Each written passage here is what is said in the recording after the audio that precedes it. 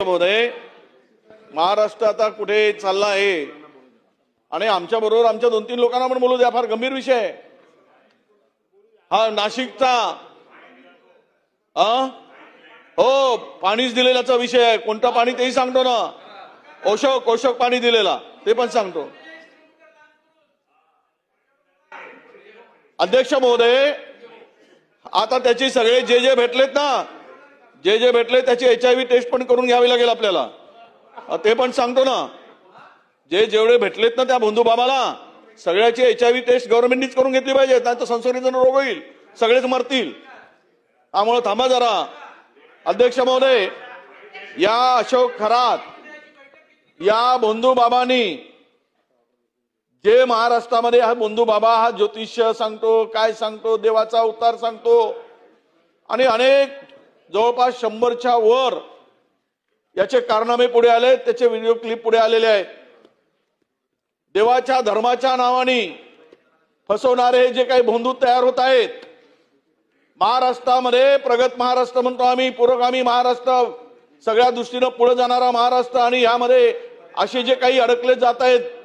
अध्यक्ष महोदय, यामध्ये राजकीय क्षेत्रातील लोक, काही IAS अधिकारी आहेत, IPS अधिकारी आहेत आणि त्याच्याबरोबरच या सगळ्यामध्ये काही महसूल विभागाचे अधिकारी आहेत.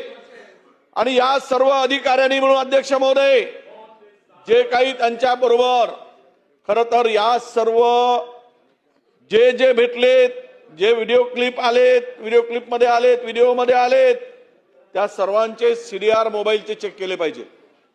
या सर्वांना जे घाणेरडं कृत्य, अशोभनीय, म्हणजे हा ओशोक नावाचा जल तयार करायचा, ओशोक, आणि काही लोक तर ते ओशोक जल घ्यायसाठीच जायचे. आणि हा ओशोक जल त्याच्यामध्ये तो वियाग्रा टाकायचा. ते सुद्धा तुम्हाला माहित आहे. त्यावेळेस गुलाबरावजी, त्यावेळेस ते कोण देणारे होते, कोणाचा आग्रह होता ते पण मानायला लागलो ना तर मग चुकीच्या दिशेने जाईल. ते देण्यासाठी कोणी आग्रह केला त्याचं नाव मी घेणार नाही, कारण मी नोटीस दिली नाही म्हणून. पण आता तुम्ही मला त्यावर भाग पाडू नका. माझी तुम्हाला विनंती, 35ची नोटीस दिली आहे. अध्यक्ष महोदय, ह्या बंधुगिरीमुळे पूर्ण महाराष्ट्राची बदनामी झाली आहे, संपूर्ण देशामध्ये. आणि ह्यामधून महाराष्ट्राच्या बदनामी बरोबरच ज्या दिवशी हे सगळं प्रकरण पुढे आलं, एका हॉटेलमध्ये 3 IAS अधिकारी त्यांच्यावर कारवाई होऊ नये म्हणून मदत करत होते, हॉटेलमध्ये बसले होते. IPS अधिकारी, त्यांनी त्यांचा सुद्धा यामध्ये सहभाग आहे. त्या आरोपीला वाचवण्याचा प्रयत्न झाला. आज संपूर्ण महाराष्ट्रातील जनतेची मान शर्मेने खाली गेली, अशा प्रकारचं एक मोठं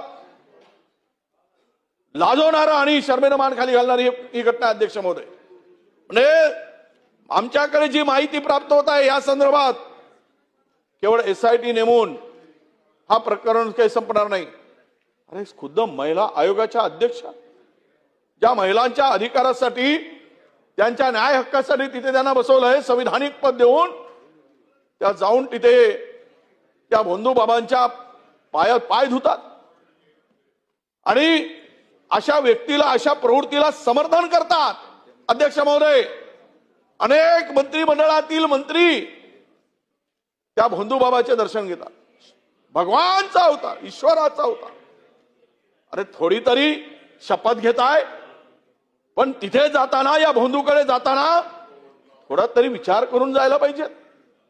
माणूस कर्तृत्वाने मोठा होतो. अध्यक्ष महोदय, हात दाखवून, बंधुगिरीवर विश्वास ठेवून, ज्योतिषावर विश्वास ठेवून माणूस मोठा होत नाही. पण काही लोकांनाही सवय लागली, तांत्रिक, मांत्रिक, हात बघून किंवा भविष्य बघून सगळं जे काही आहे ह्यामधून. अध्यक्ष महोदय, फार वाईट ही घटना आहे. अनेक महिलांचं शोषण झाल्याची संपूर्ण व्हिडिओ समोर येत आहेत.